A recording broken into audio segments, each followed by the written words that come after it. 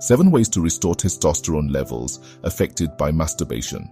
1. Engage in regular exercise. Regular physical activity, such as simplified yoga, can naturally boost testosterone levels. 2. Follow a nutritious diet. Consuming a balanced, whole food, plant-based diet is vital for testosterone production.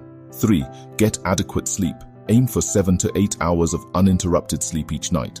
4. Manage stress levels. Engage in stress-reducing activities such as meditation, silent introspection, or deep breathing exercises. 5. Limit masturbation. Limiting the frequency of masturbation can help restore testosterone levels to a more balanced state. 6. Seek professional help. A therapist or counselor experienced in addiction and sexual health can provide strategies to overcome addiction. 7. Do Kayakalpa Yoga. Transmute sexual energy into spiritual energy with Kayakalpa Yoga practice. Learn it from a Sky Yoga center near you.